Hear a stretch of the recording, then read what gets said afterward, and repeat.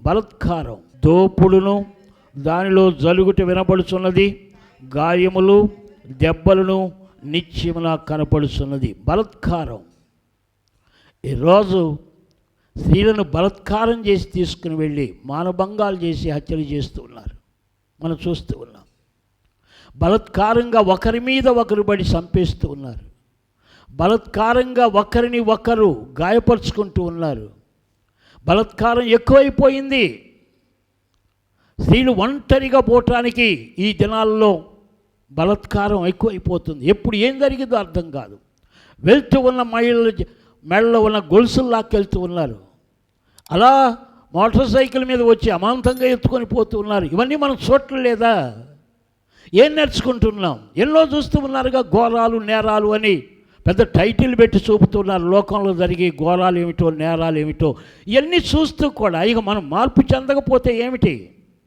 ఎంత పాపిష్టి కార్యాలు, ఘోర కార్యాలు లోకంలో జరగటం మనం కళ్ళారా చూస్తూ ఉన్నాం. ఈ విధ్వంసాలు, ఈ స్వార్థం అంతగా పెరిగిపోయి ఇంత జీవిత లోకమే పుచ్చి పాడైపోతూ ఉంటే ఇక దేవుడు రాబోతున్నా అని చెబితే నమ్మవేంటి? ఇంకా రక్షణ పొందవెందుకు? మారు మనసు పొందవెందుకు?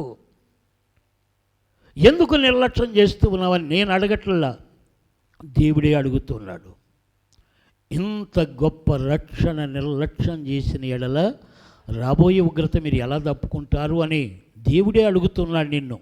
మార్పు చెందు, జీవితాలు దేవుని సమర్పించుకుందాం. మన హృదయంలో దేవునికి ప్రథమ స్థానాన్ని ఇద్దాం. ఈ రోజైనా దేవుడు ప్రేమిస్తూ ఉండగానే ఆయన అంగీకరించటం మంచిది. ఆయన ప్రేమ ఉగ్రత దాల్చబోతూ ఉన్నది.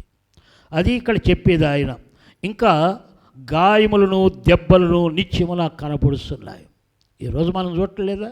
ఒకరిని ఒకరు పొడుచుకుంటూ ఉన్నారు, గాయాలు చేసుకుంటూ ఉన్నారు, కొట్టుకుంటూ ఉన్నారు, తలకాయలు పగిలిపోతూ ఉన్నాయి. ఇవన్నీ ఏమనుకుంటున్నారు? రాకడ సూచనలు.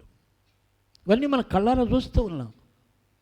మనం మార్పు చెందకపోతే ఎలా? మనం ప్రభు యందు భయభక్తులు కలిగి ఉండకపోతే ఎలా? వాక్యపు త్రోవలో నడవకపోతే ఎలా అనేది ఆలోచించాలి. అనేది ఇశ్రాయేలు జాతి ఆలోచించలేదు. అన్ని రుజువులు వారు చూసి కూడా దేవుని సోటివ్వలేదు. అందుకే ఆ జాతి నాశనం అయిపోయింది. కొన్ని లక్షల మంది ఇశ్రాయేలు ప్రజలు కానానుకు రావాలని వచ్చి, లక్షల్లో ఎంతమంది? ఇద్దరే, కాలేబు యెహోషువ, ఇద్దరు తప్ప అందరూ అరణ్యంలో రాలిపోయారు. తిరుగుబాటు చేసి దేవుని మాట వినక నశించిపోయారు. ఈరోజు మనం దేవుని మాట వాక్యం వినబడుతుంది, అన్ని కోణాల్లో వింటూ ఉన్నారు, కానీ లోబట్టలేదు. దేవునికి విధేయత చూపట్లేదు. వచ్చిన పెద్ద ప్రమాదం ఇది. దేవునికి బాధ ఇది. నీవు ఎంత దేవుని వాక్యాన్ని, ఎన్ని సందేశాలు వింటూ ఉన్నావు, నీవు మార్పు చెందకపోతే అంత తీర్పు నీకు వస్తుంది. ఏదో సందేశాలు టీవీలో చూడటం వినటం నువ్వు అలవాటు చేసుకోవచ్చు, నేను కాదలను. కానీ మార్పు చెందకపోయావా తీర్పు తప్పదు నీకు. ఎందుకు? కాలక్షేపణ కోసమా? పొద్దు బోకన ఆ టీవీల్లో వచ్చే వాక్యం అంతా పొద్దాకులు వినటం నీకు ఒక ఆచారం అయిపోయిందా? అది వినోదం అయిపోయిందా? మార్పు చెందవా? అయితే నీ మీద ఎక్కువ తీర్పు ఉంటుంది. అందుకే ప్రభు చెప్పింది అది, తెలియక చేసిన వానికి కొద్ది దెబ్బలే తగులుతాయి, తెలిసి చేసిన వానికి ఎక్కువ దెబ్బలు తగులుతాయి.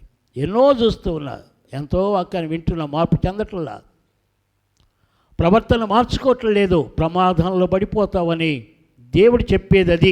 ఈరోజు మనల్ని గూర్చి కూడా ఏడుస్తున్నాడు. ఎన్ని మారులు నేను వాక్యాన్ని మీకు నేర్పుతూ ఉన్నా మీరు నాకు లోబడట్లేదు అని ఈరోజు క్రైస్తవుడా, నిన్ను నన్ను గూర్చి దేవుడు ఏడుస్తూ ఉన్నాడు. క్రైస్తవుడు అని చెప్పుకోవటం మంచిదే, కానీ నీవు యేసయ్యని ఏడ్పించే క్రైస్తవుడేమో, యేసయ్యను బాధ పెట్టే క్రైస్తవుడేమో, యేసయ్యను మరలా సిలువ వేసే క్రైస్తవుడేమో. అబ్బాయి నేను అదేమీ చేయనండి, యేసయ్య సిలువ బొమ్మ పెట్టుకొని దండం పెట్టుకుంటానంటావా? ఆ సిలువ అంటే నాకు ఎంతో ప్రేమ అండి, సిలువ కూడా మెడలో వేసుకున్నాను, పొద్దున్న లేవగానే ముద్దు కూడా పెట్టుకుంటానంటావా? మరి నీ హృదయం ఏంటి? సిలువ ముద్దు పెట్టుకున్నా మంచిదని కాదన్ను, నీ హృదయం ఏంటి? హృదయంలో దేవునికి అసహ్యమైనవన్నీ పెట్టుకొని సిలువ ముద్దు పెట్టుకుంటే ఒరిగేదేమిటి? వీళ్ళే శిలువ శత్రువులో. చెడుగును హృదయంలో పెట్టుకొని, అహంకారం హృదయంలో పెట్టుకొని, గర్వం హృదయంలో పెట్టుకొని, పాపిష్టి పనులు హృదయంలో పెట్టుకొని, మెడలో సిలువ వేసుకొని, ఇంట్లో సిలువ పెట్టుకొని, రోజు ఇంట్లో ఉన్న సిలువకు దండం పెట్టి మెడలో వేసిన సిలువను ముద్దు పెట్టుకొని, నీ హృదయంలో ఉన్న గర్వాన్ని వదిలిపెట్టట్లా, నీ హృదయంలో ఉన్న చెడుగును వదిలిపెట్టట్లా, నీ హృదయంలో ఉన్న అహంకారాన్ని వదిలిపెట్టట్లా, నీ హృదయంలో ఉన్న మూఢనమ్మకాలు వదిలిపెట్టట్లా. దేవుడు ఎలా ప్రేమిస్తాడు? ఎలా ప్రేమిస్తాడు? ఆలోచించండి. అందుకే విసిగిపోయి దేవుడు చెప్పింది ఏంటంటే, ప్రభువా ప్రభువా అని పిలుసు ప్రతివాడు పరలోక రాజ్యంలో ప్రవేశించడు అని గట్టిగా చెప్పేశాడు.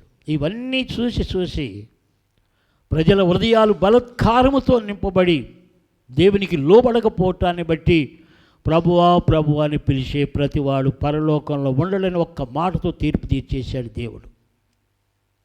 ఇక నేను ఆ పద్ధతులే చేసుకుంటానంటే చేసుకో, ఎవ్వరు నిన్నేమనరు. కానీ దేవుడు నిన్ను ప్రేమిస్తూ ఉన్నాడు. నీవు నరకానికి వెళ్ళటం ఆయనకి ఇష్టం లేదు. ప్రవర్తన మార్చుకో, చెడ్డ క్రియలు వదిలిపెట్టు, అన్య జనుల ఆచారం పాటించుకు, అన్ని జనులాగా ప్రవర్తించుకు, అన్య జనులు సినిమా చూసినట్టు చూడకు, అన్య జనులు గడిపినట్లు ఎల్లప్పుడూ టీవీ దగ్గర సీరియల్స్ తోటి చెడ్డవాడితోటి ఎల్లప్పుడూ గడపకు. అన్య జనులు గడిపినప్పుడు నీ చేతిలో ఉన్న సెల్ ఫోన్తో ఎక్కువ సావాసం పెట్టుకొని లోకమంతా చూడకు. సెల్ ఫోన్ ఎంతవరకు అవసరమో అంతవరకు వాడుకోండి.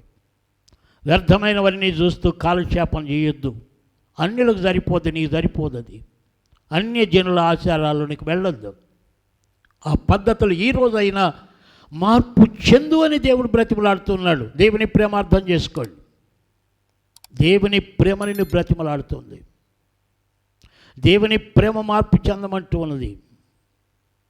దేవుని ప్రేమని నువ్వు బ్రతిమలాడుతుంది, లేదా నష్టపోతావని చెబుతున్నది.